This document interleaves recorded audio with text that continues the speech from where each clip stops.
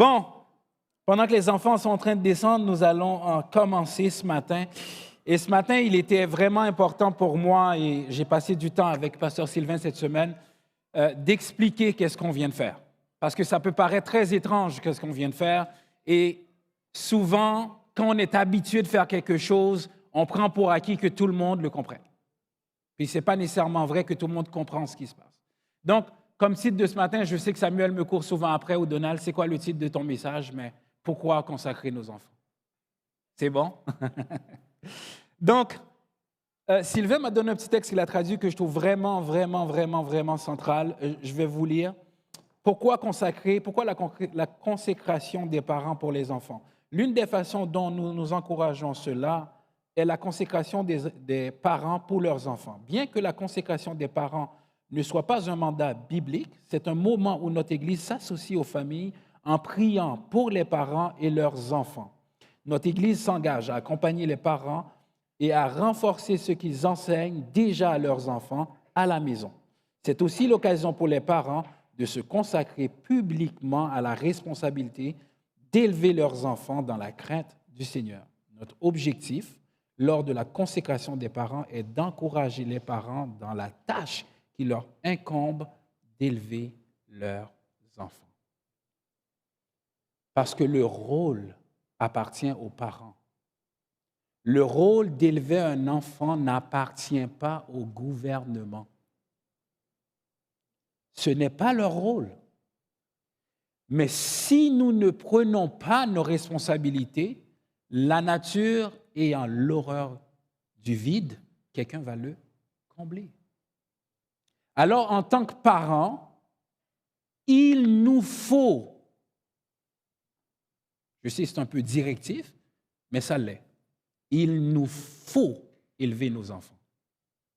Il nous faut les éduquer. Pourquoi, selon vous? Parce que si nous ne le faisons pas, ça va se faire pareil. Et souvent, on va se demander, mais je ne comprends pas pourquoi mon enfant a cette attitude-là. Combien de fois tu parles à ton enfant de ce qui se passe à l'école par jour? C'est quand la dernière fois vous avez pris du temps, vous asseoir avec vos enfants puis lui dire, attends, à l'école du dimanche, là, tu as appris quoi? Tu as compris quoi de ce que tu as entendu? C'est notre rôle. C'est notre rôle en tant que personne et en tant que parent d'être un modèle pour nos enfants. Je disais à un frère cette semaine, il y a deux types de personnes humaines que vous ne pouvez pas berner, vous ne pouvez pas mentir, vous ne pouvez pas les faire croire ce que vous voulez. Votre femme et vos enfants. Ça fait ce que vous voulez, avant que vous le dites, ils savent déjà. Donc, qu'est-ce que mes enfants pensent de moi à la maison? Est-ce que je suis un pasteur pour eux aussi à la maison? Ou est-ce qu'ils... Ah, mon père est pasteur. Ah, je ne savais pas, je remarque juste ça le dimanche matin, c'est bizarre, il n'est pas comme ça à la maison. Est-ce que c'est l'image que mes enfants ont de moi? Est-ce que quand je parle de la responsabilité des enfants, je regarde ma femme assise en avant et elle est comme, c'est le fun d'entendre ça. Je n'ai jamais entendu parler de ça à la maison. Est-ce que c'est ce que les gens qui sont plus proches de vous vous disent? Vous qui avez des enfants, pensez-y. Prenez un petit temps là. Qu'est-ce que vos enfants pensent de vous? Si on faisait un test de personnalité et vous direz à votre enfant, répondez à ma place, est-ce qu'elle aurait les mêmes réponses que vous avez de vous-même? Pensez-y. Ce matin, pour moi, c'est important de vous dire ça. Parce que je pense que le début d'une société commence dans la famille. Ma personnalité, ma personne, ma construction de personne a commencé dans le berceau. C'est quoi l'image que j'ai eue de mon père? C'est quoi l'image que j'ai de ma mère? C'est quoi l'image que j'ai de ma fratrie? Comment ça se passe à la maison? Ça dit beaucoup de qui je suis. Il est vrai que ce n'est pas toujours la faute des parents, ce qui arrive à nos enfants. Il y a des comportements que nos enfants ont. On peut se dire, mais Seigneur, ça ne me ressemble pas. Mais oui, ils sont pécheurs. Et ça, c'est une notion qu'on veut absolument éviter de parler dans la société. Le péché. Mais malheureusement, on ne peut pas l'écarter. Il est en nous.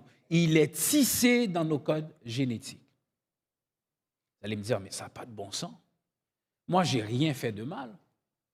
Moi, il me semble que je suis un bon gars, je suis une bonne femme. J'ai vraiment, écoute, j'ai la classe, je suis respectueux. Et je ne vois rien en moi qui dirait que je suis pécheur. Mais c'est ça ton gros péché, c'est que tu ne le vois pas, le plus grand péché.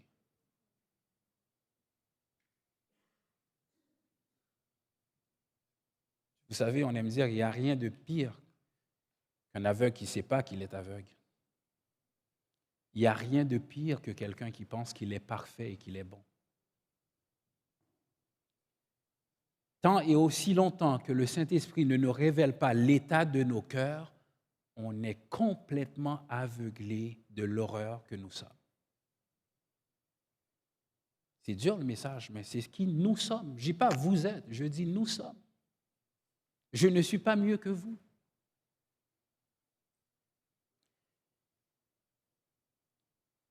Introduction terminée, on va essayer d'être chrétien, on va prendre la Bible.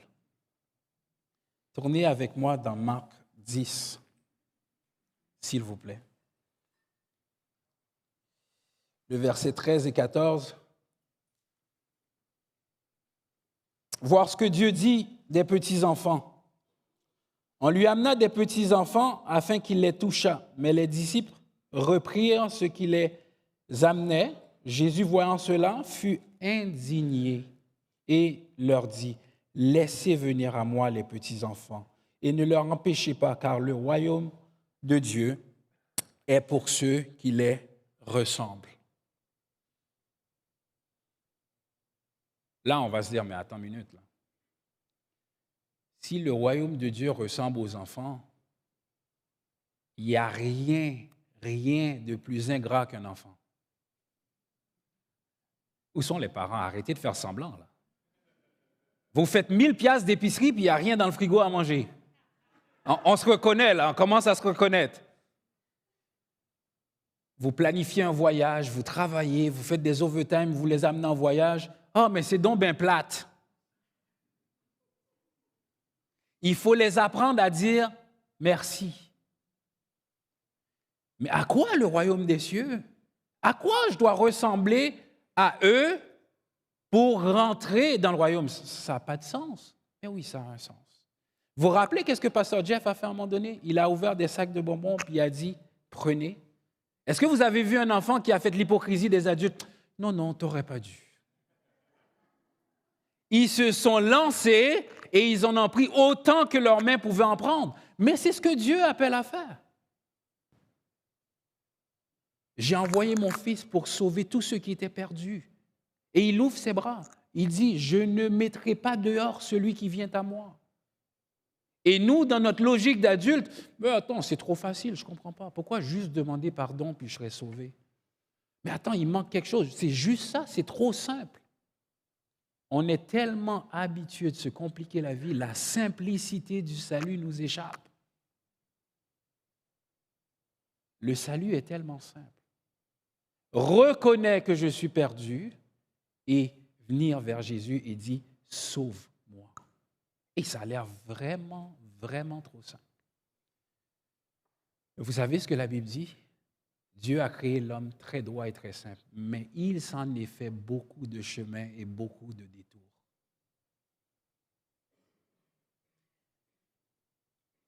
Je viens de dire à des parents, élevez vos enfants selon les voies de Dieu, n'est-ce pas? Et ils ont tous prié. Ils étaient tous d'accord. Ils étaient émerveillés. Et nous aussi, on les a aidés, on s'est levés, on a prié. Mais lisons un autre chapitre, le psaume 139.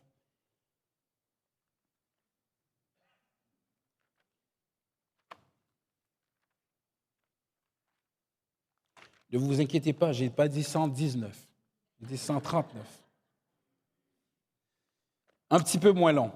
Mais on ne va même pas lire tout, on va juste lire du verset 14 au verset 17. « Je te loue dès que je suis une créature si merveilleuse, tes œuvres sont admirables et mon âme le reconnaît bien. Mon corps n'était point caché devant toi lorsque j'étais dans le lieu secret, tissé dans les profondeurs de la terre. Quand je n'étais qu'une masse informe, tes yeux me voyaient. Et sur ton livre étaient tout inscrits les jours qui m'étaient destinés, avant qu'aucun d'eux existât. Que tes pensées, ô Dieu, sont impénétrables. » Romains 11. On va faire un petit exercice de lecture ce matin. Comme j'aime dire, pour ceux qui n'ont pas lu cette semaine, ça va être fait. Romains 11. On va aller au verset 30. Et je vais encore lire pour vous cette partie.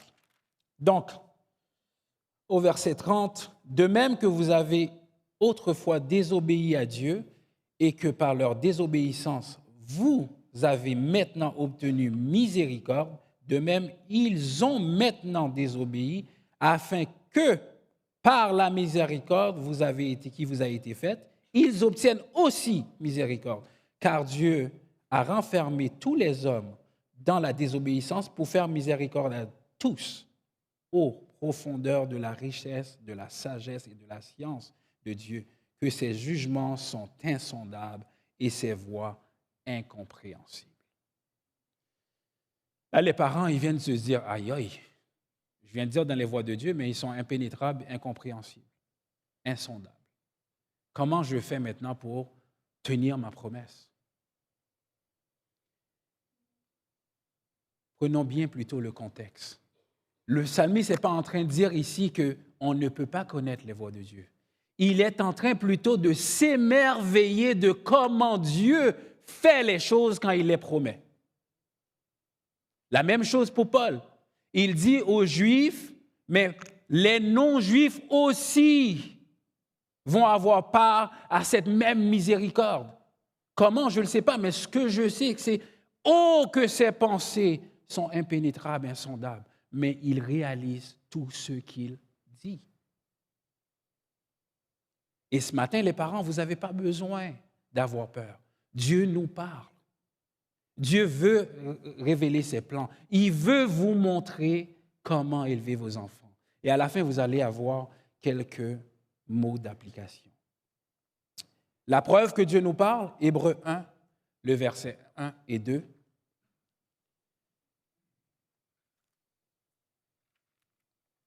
Après avoir autrefois et à plusieurs reprises et de plusieurs manières parlé à nos pères par les prophètes, Dieu, dans ces derniers temps, nous a parlé par le Fils, qu'il a établi héritier de toutes choses par lesquelles il a aussi créé le monde. Dieu nous parle. On n'a pas un Dieu tellement lointain qui ne dit rien. Notre Dieu, ce n'est pas un arbre qu'on va voir dans un jardin et qu'on parle et qui ne répond pas. Notre Dieu n'est pas une statue de veau d'or qui est immobile et qui ne peut rien faire pour nous. Mais l'auteur de l'Épître aux Hébreux va nous dire, il nous a parlé autrefois et il parle encore aujourd'hui par le Fils. Alors, qu'est-ce qu'il vous dit ce matin à vous, puisqu'il parle encore par sa parole? Qu'entendez-vous de lui ce matin?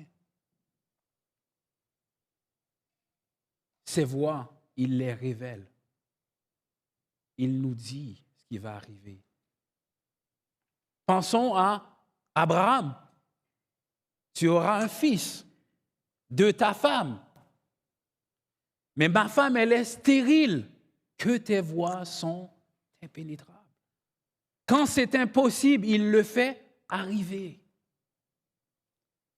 Et Abraham n'y a pas cru. Arrêtons cet évangile. Oh, si tu crois, tu vas être guéri. Si tu crois, tu seras riche. Abraham, il a dit, c'est impossible. À tel point qu'il savait que c'est impossible, sa femme l'a dit, sois réaliste. Va vers ma servante, ça va être plus réaliste qu'avec moi. Mais Dieu n'a pas besoin nécessairement qu'on y croie. Oui, la foi est importante, mais il dit Abraham, c'est un homme de foi. Mais est-ce qu'Abraham a tellement cru qu'il a dit, je me réserve jusqu'à la fin parce que ça va arriver?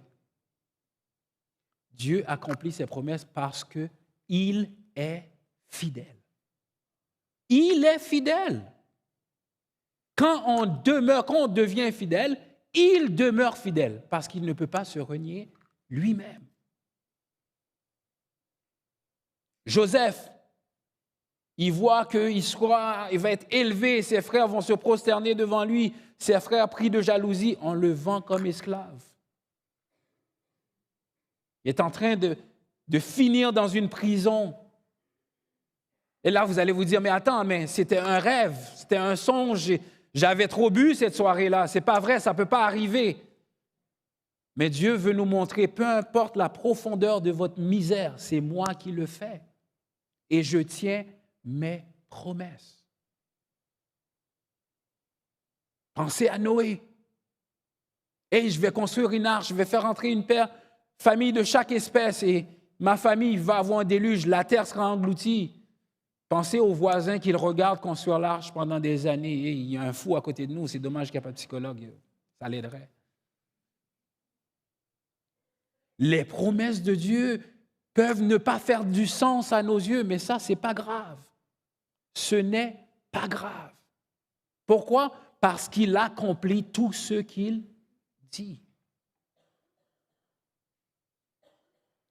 Abraham, le père de la foi, il va aller faire un sacrifice.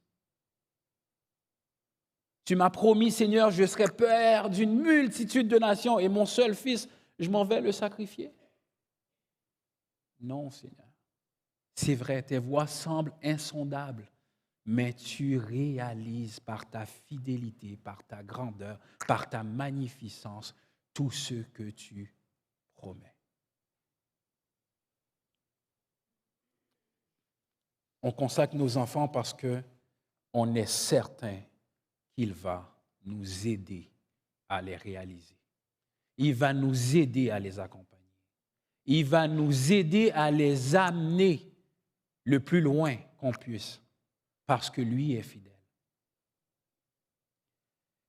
Ma femme est ici, on a 4 enfants, ce n'est pas toujours facile.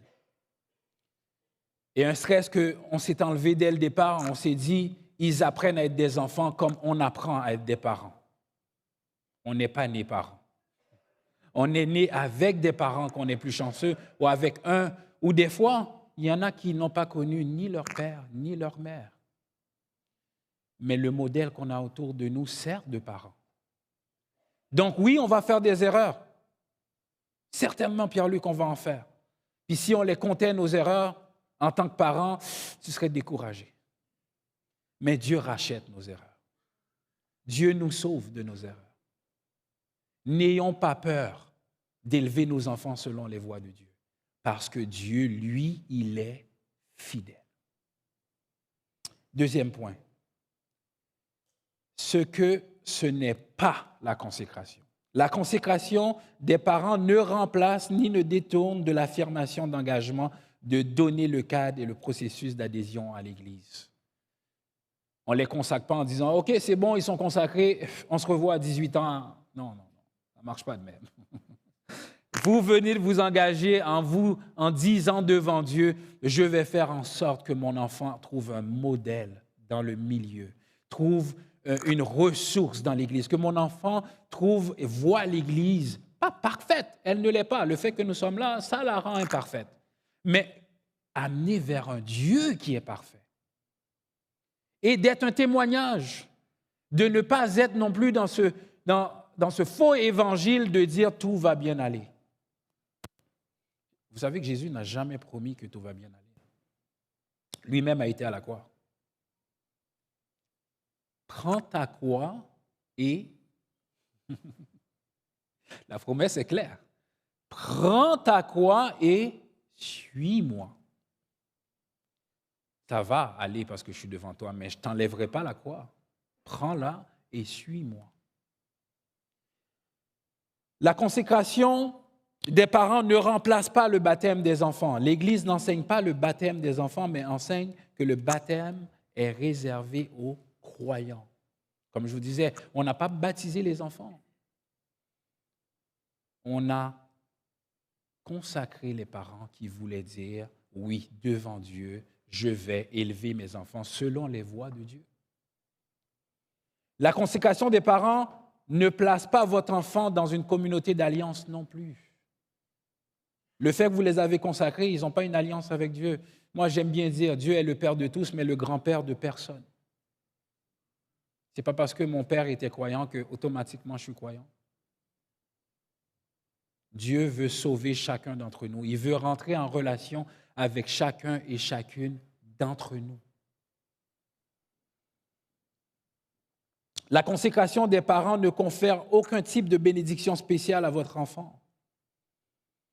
Ce matin, votre enfant n'est pas plus béni qu'un autre.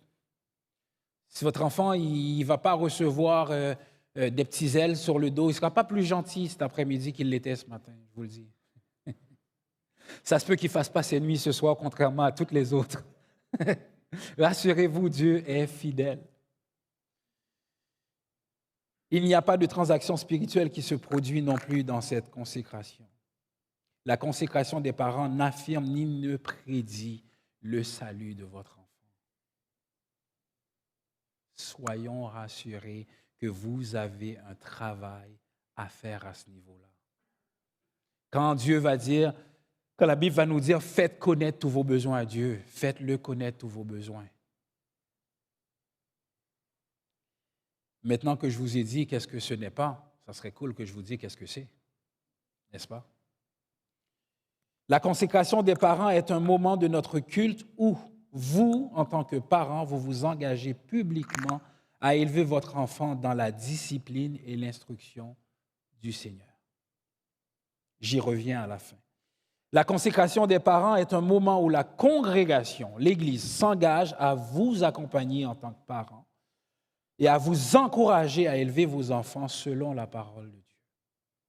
En tant que parents, on va vivre des moments difficiles.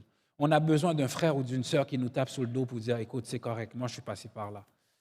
La période de l'adolescence est difficile, mais t'inquiète, on va aller prendre un café, une bière, puis je vais t'expliquer. Tu n'es pas seul. Je vais prier pour toi. » Et pas une formule chrétienne pour dire « Laisse-moi tranquille, j'ai d'autres choses à faire, mais vraiment, je vais prier pour toi. » Et je m'en rappelle, avant, il y avait un groupe maison des mamans, et les mamans avaient simplement, ils étaient en bas au sous-sol, et ils se parlaient simplement de comment tu vis ta maternité. Comment tu vis ça, l'allaitement? Écoute, c'est ça la vie de corps, c'est très pratique. On a une théologie qui est trop souvent spirituelle, mais la vie chrétienne, elle est pratique, elle se vit dans le quotidien, dans le day-to-day, dans tous les jours de notre vie, à tous les aspects. C'est pour ça que Jésus va nous dire, qu'est-ce que vous avez fait si quelqu'un vous dit « j'ai faim » et vous lui dites « va en paix, que Dieu te bénisse ». Il a quand même encore faim, mais donnez-lui à manger. Un geste simple, un geste pratique et un geste utile surtout. La consécration des parents est un moment où l'Église prie pour vos enfants. Que des parents prient pour les enfants en tant que parents dans votre devoir d'élever vos enfants ou votre enfant et prient pour vous en tant que parents dans votre devoir. La consécration des parents est une pratique qui encourage le principe biblique de la communion dans le corps local et la responsabilité des parents dans l'éducation de leurs enfants. C'est ce qu'on vient de faire. C'est aussi simple que ça. Il y a une madame qui veut faire baptiser ses enfants, mais c'est aussi simple que ça. C'est ce qu'on dit. C'est ce que vous allez faire. Et c'est ce que vous allez faire tant et aussi longtemps que vous êtes parents. Merci, mon amour. Tant et aussi longtemps que vous êtes parents. C'est ce que vous allez faire.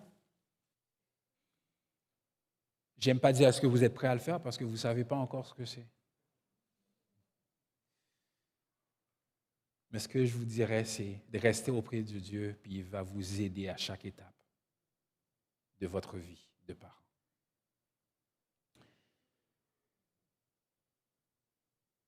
La valeur d'un seul petit enfant devant Dieu. Matthieu 18, 5, 9.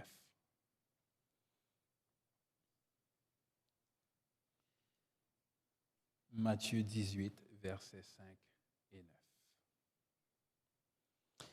Et quiconque reçoit en mon nom un petit enfant, comme celui-ci, me reçoit moi-même. Si quelqu'un scandalisait un de ces petits qui croient en moi, il vaudrait mieux pour lui qu'on suspendît à son cou une meule de moulin et qu'on le jetât au fond de la mer. Wow! Dur comme parole. N'est-ce pas? La conséquence est grave à ceux qui font du mal à un enfant. Un seul.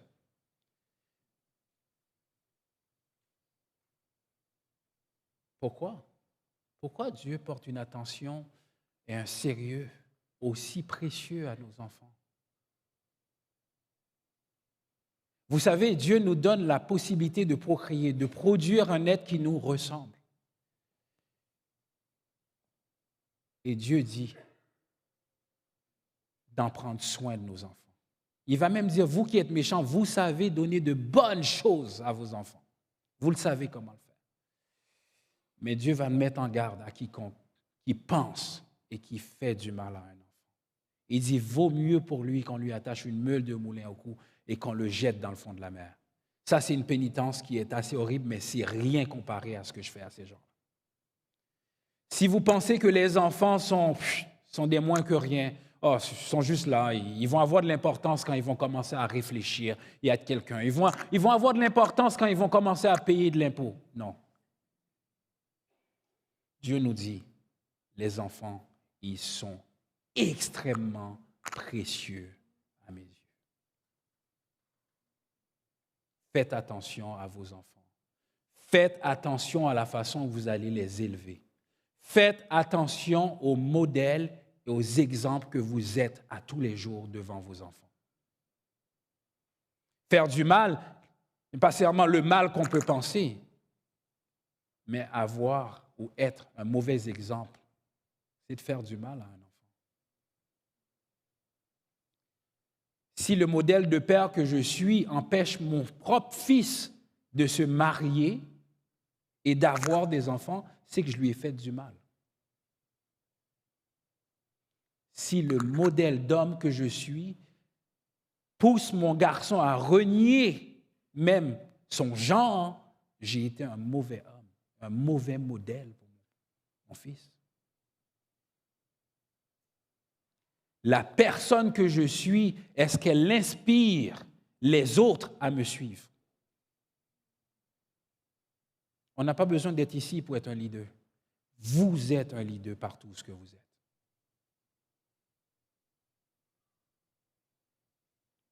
Est-ce que mes filles me regardent en disant « Je veux un mari comme mon père.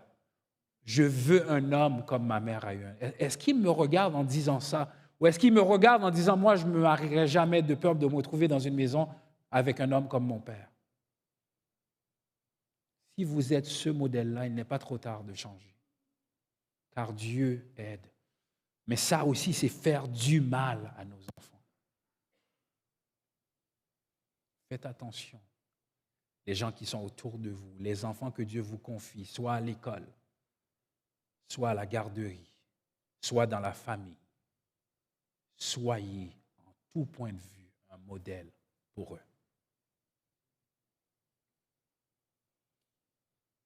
Vous savez, Jésus est aussi sévère parce que le prix qu'il paye pour ses petits-enfants équivaut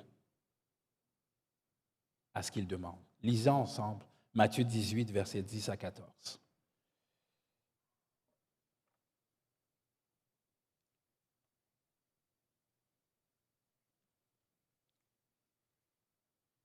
C'est bon, merci. C'est trop rapide. Gardez-vous de mépriser un seul de ces petits, car je vous dis que les anges dans les cieux voient continuellement la face de mon Père qui est dans les cieux. Car le Fils de l'homme est venu pour sauver ceux qui étaient perdus. Que vous ensemble, si un homme a 100 brebis et que l'une d'elles s'égare, ne laisse-t-il pas les 99 autres sur les montagnes pour aller chercher celle qui s'est égarée? Le prix Le prix payé, c'est la vie de Jésus. Le prix payé pour sauver les perdus, c'est la vie de Jésus. Et les médecins qui sont dans la salle, si je me trompe, vous me le direz, le médicament doit être équivalent au traitement. Le traitement doit être équivalent à la maladie, non? On ne peut pas donner, comme je disais à Noémie, je ne couperai pas ma main parce que j'ai une écharpe. Si le prix payé était le sacrifice à la croix, l'âme de tous ces petits, chacun d'eux, vaut le sang de Jésus-Christ lui-même. Alors c'est normal que Dieu soit aussi strict et aussi sévère à ceux qui font du mal à un de ses petits. Parce qu'il a payé le prix pour tous les perdus.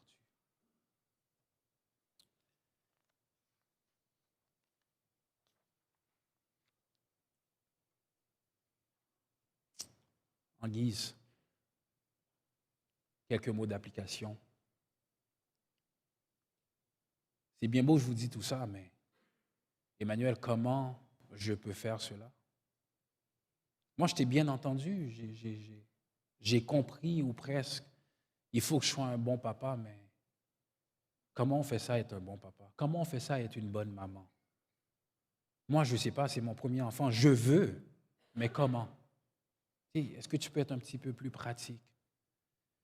Je lui donne des bisous, je lui donne des câlins, c'est bien. C'est très bien, vous faites un bon début. Vous savez, une des choses que vous allez faire avec votre enfant qui va vraiment, vraiment l'aider, c'est de jamais perdre la communication avec votre enfant. Jamais. De toujours laisser cette place de communication entre vous deux. Même s'il vient vous dire « Oh, papa, mon jouet est brisé », ne lui dis pas « Je n'ai pas le temps après ». Non, non. Laisse-moi voir ce que je peux faire. Pour l'instant, je suis occupé, mais je te le promets, je l'arrange après, ou on va l'arranger ensemble. S'il apprend à vous dire les petites choses, il va vous dire de plus grandes. Jamais perdez le lien communicationnel entre vous et votre enfant. S'intéresser à ce que mon enfant fait. On s'intéresse à ce que nos enfants font. Papa, j'ai vu un film, je voudrais qu'on l'écoute ensemble. Assis-toi, prends le temps, regarde. Puis après, pose-lui des questions. Qu'est-ce qui t'a intéressé dans le film? Pourquoi tu as voulu le regarder avec moi? Qu'est-ce que tu en as compris? Quelle conclusion tu en as tirée? Vos adolescents vous disent « Ah, papa, moi, je veux jouer à tel sport, je veux faire. » Pas de problème, on y va. Je veux aller voir pourquoi ce sport t'intéresse. Je veux comprendre. Je veux voir une pièce de théâtre. Papa, je veux devenir ci. Parfait. Assoyons-nous et regardons si c'est possible. Intéressez-vous à ce qu'ils font. Nos enfants ne sont pas des moins que rien. Nos enfants comprennent des choses. Nos enfants peuvent nous faire voir des angles morts que nous ne voyons pas nous-mêmes.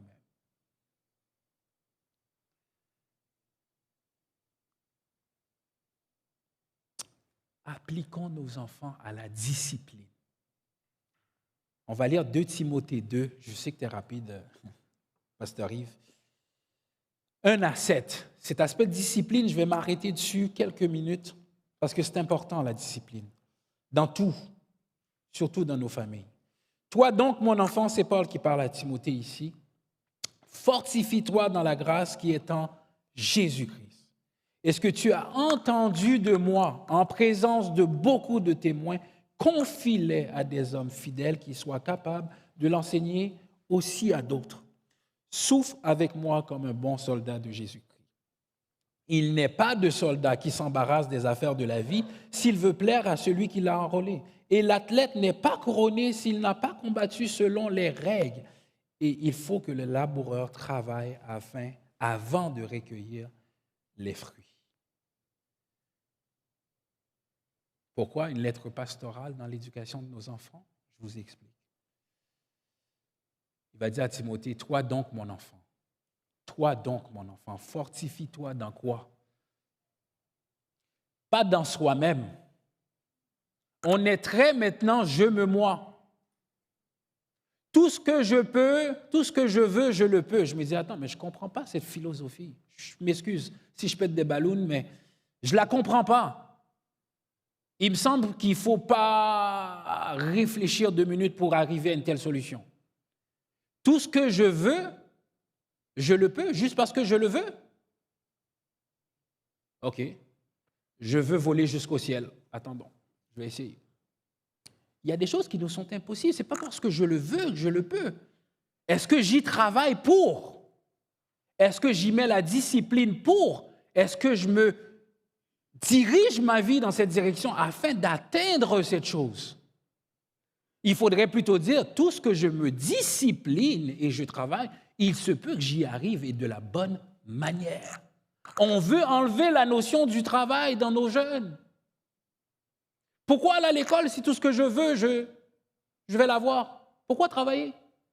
Non, Paul va dire à Timothée, au verset 3, « Souffre avec moi. » Apprenez vos enfants à souffrir quand vous souffrez. Ça a l'air dur aujourd'hui. Je sais qu'aucun psychologue va vous le dire, mais pleurez avec ceux qui pleurent.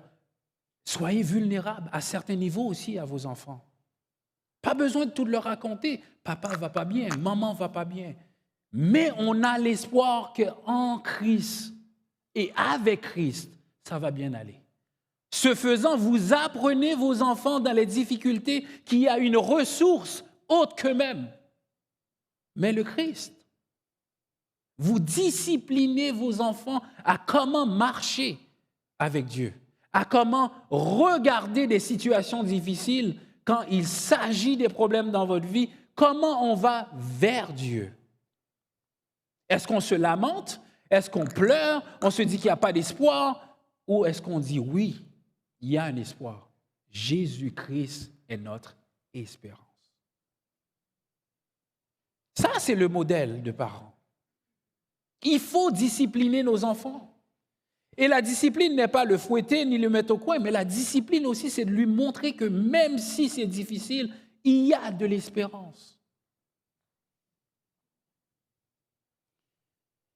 Il n'y a pas de soldat qui s'embarrasse des affaires de la vie s'il veut plaire à celui qui l'a enrôlé. Christ nous a appelés. Christ, mon fils, peut-être t'appelle.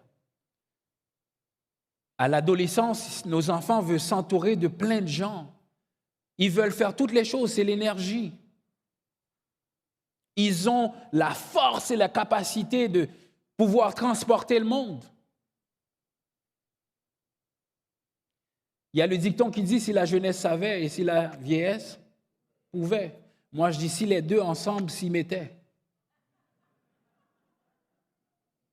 Ça serait cool. Donc, c'est de prendre l'énergie qu'ils ont puis de l'amener dans notre sagesse et voir comment on peut aller plus loin avec nos enfants. Les faire se débarrasser des choses de la vie qui sont inutiles dans leur vie. Ils ont besoin de cette sagesse-là parce qu'à leur âge, tout est possible. De les apprendre qu'il n'y a pas d'athlète qui n'est couronné s'il n'a pas combattu selon les règles. Il y a une discipline à avoir dans la vie. C'est tout à fait faux de faire croire à nos enfants que c'est un free for all. Ça, c'est un monde de fous. Il y a des règles dans la vie. Ce n'est pas pour rien que je m'arrête à une lumière rouge. Si je ne le fais pas, je dis à mes enfants, je risque de ne pas être là dans 2 minutes. On apprend à nos enfants, non. C'est correct, tu es fâché après moi. Mon rôle de père, c'est de te fouasser. Ton rôle d'enfant, c'est de m'obéir. Je suis confortable là-dedans parce que je vois un peu plus loin.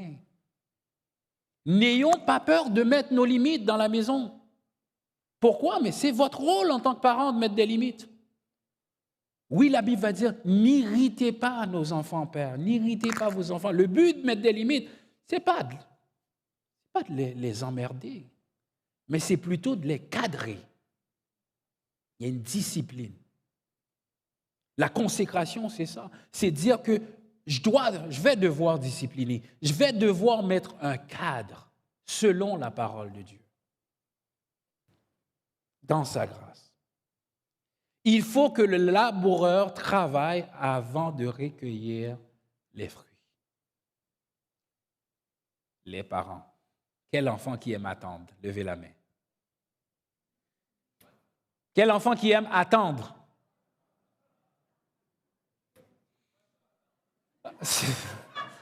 Quelle question que je viens de poser, hein? C'est quoi ça, attendre? Tout ce qu'ils veulent maintenant. Ma fille m'appelle hier, papa, peux-tu me faire un transfert? Je dis, un transfert pourquoi? Ah, je suis avec maman, je viens de voir des Jordan, j'aimerais les acheter. Je suis comme, non. Je m'excuse, mais non. Ah, mais papa, pourquoi non? Parce que j'ai dit non. Pourquoi, Jordan, tu as plein de paires de souliers à la maison? Ah, mais ceux-là, je ne les ai pas. Ah, tu ne les auras pas plus. Il faut dire non. C'est notre rôle. La génération qui n'a jamais appris à se faire dire non, quand il rentre dans un couple, le premier non du conjoint, il se divorce. Je vous dis une réalité. Ils ne savent pas ce que c'est non. Ils ne savent pas ce que c'est attendre. Quand l'autre conjoint qui vient d'une autre famille, cette personne-là a appris à non, attends, on va prier, on va mettre ça devant Dieu, tu vas travailler cet été, on va mettre des sous de côté, puis si tu arrives, mais il t'en manque un peu, je vais t'en donner. Cet enfant-là, il a été élevé à travailler et à attendre le fruit. Mais il se marie avec quelqu'un d'autre que les parents disaient toujours oui. Bonne chance. Mais ce que la Bible nous apprend, c'est qu'il y a des règles dans la vie. Il y a un travail à faire afin de récolter les fruits. Il faut labourer, patienter, attendre la pluie et attendre que ça pousse. On a les choses trop faciles aujourd'hui. J'ai l'impression que mes enfants pensent que dans ma chambre, la nuit, il y a un arbre qui pousse, il y a de l'argent, je le secoue, puis je le mets dans le portefeuille. Non, ça ne marche pas de même. Venez vous coucher dans notre chambre, vous allez voir, vous ne serez pas plus riche le lendemain. Et j'aime faire la blague en disant à ma fille, « Ah, papa, si un voleur rentre à la maison, il trouve l'argent. » J'ai dit, « Écoute bien, on va juste mettre quelque chose au clair entre vous et moi. S'il y a un voleur qui rentre à la maison, je l'aide à chercher. S'il trouve, on fait moitié-moitié, parce que c'est sûr que ce n'était pas à moi. C'est sûr que ce n'était pas à moi. Donc, pas besoin d'avoir peur. Mais apprenez-les la vérité. Apprenez-les combien c'est bon Dieu, comment Jésus est bon, comment il faut goûter notre Dieu. Mais notre Dieu est un Dieu d'ordre. La création parle de son ordre. Il nous apprend à travailler, à patienter, à récolter et aussi à en déguster les fruits. C'est bon qu'on patiente. Qu'on trouve la chose qu'on a travaillé pour, ça n'a pas la même valeur que s'il était juste par terre. En terminant, vous savez, la parole de Dieu a un but.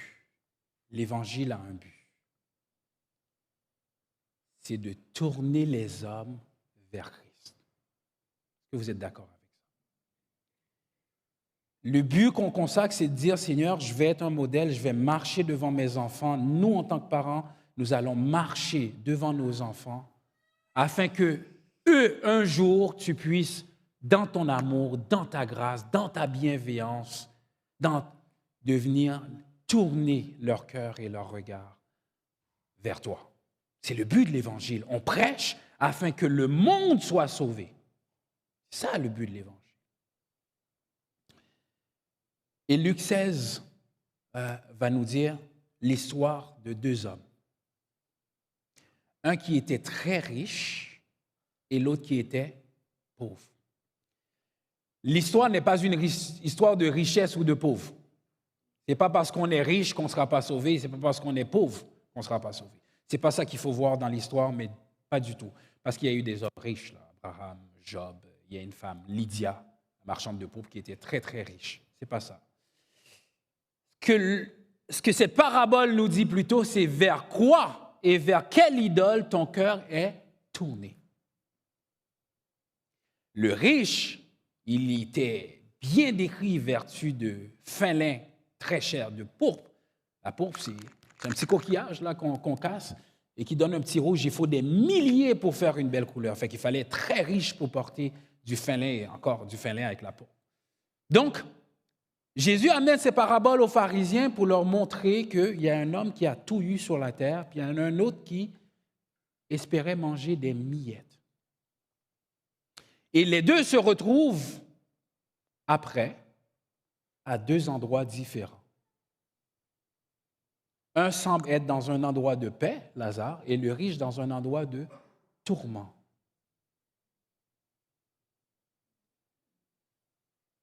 Et l'homme riche va faire un constat. Il va dire, envoie Lazare tremper le bout de son doigt dans l'eau et qui m'amène et qui m'apaise parce que j'ai soif. Cette soif, ce n'est pas seulement le feu de l'enfer qu'on puisse imaginer qu'il a tellement chaud qu'il a soif, mais l'enfer, c'est être séparé de Dieu. Être séparé de notre source qui nous nourrit constamment, qui nous donne cette source d'eau qui jaillit en nous jusqu'à la vie éternelle. C'est d'être séparé complètement de Dieu. C'est ce que l'enfer. Donc, tous ceux qui vivent aujourd'hui séparés de Dieu, vous avez déjà un avant-goût de l'enfer. Et ceux qui vivent accompagnés de Dieu, vous avez déjà un avant-goût de la félicité de Dieu. Et aujourd'hui, mon message, la consécration, ce que je veux, c'est vous amener à comprendre qu'aujourd'hui, vous aussi, vous pouvez tourner votre regard vers Dieu. Et il n'est pas trop tard. Par vous-même aujourd'hui, il n'est pas trop tard. Vous pouvez tourner votre regard vers Dieu. Pendant que les musiciens vont s'avancer pour chanter ce chant, sa bienveillance, ô Éternel, je vais vous demander de fermer les yeux et de prendre un temps en vous et dire, Seigneur, est-ce que j'ai déjà fait la paix avec toi? Est-ce que ce matin, j'ai un avant-goût du ciel ou j'ai un avant-goût déjà de l'enfer dans ma vie? Il va dire, Père Abraham, envoie quelqu'un des morts leur prêcher l'Évangile. Peut-être ils viendront, il va dire, même si ceux qui viennent des morts allaient leur prêcher l'Évangile, ils ne se tourneront pas.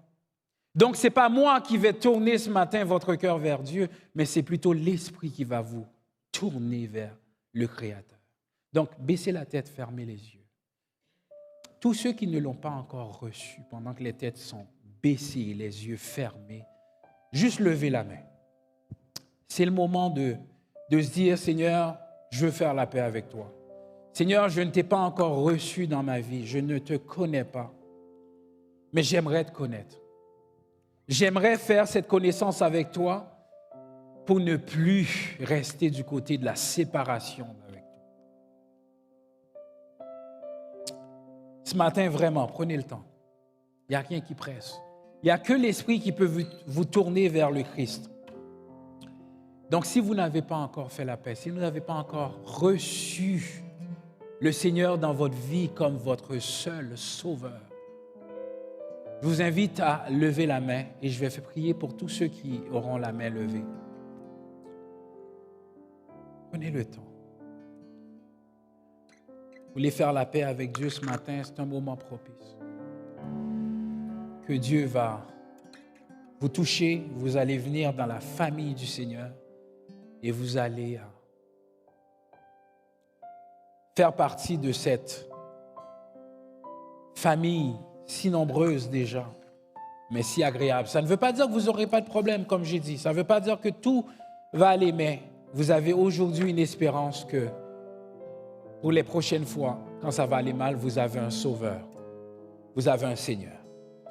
On a les têtes sont baissées et s'il y en a qui lèvent la main, on va prier.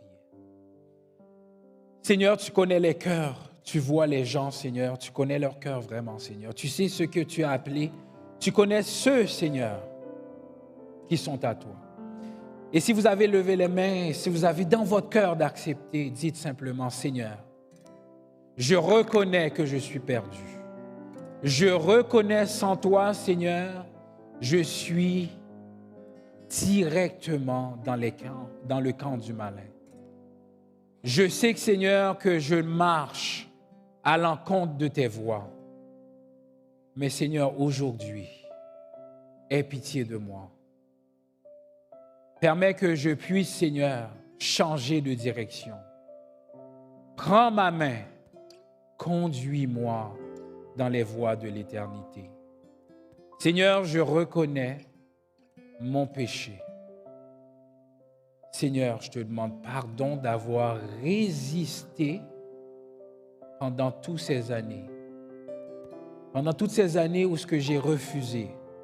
Aujourd'hui, Père, je te prie, pardonne-moi et conduis-moi sur ton chemin. Et je te prie dans le nom de ton Fils, Jésus. À lui la gloire, l'honneur, la majesté au siècle des siècles.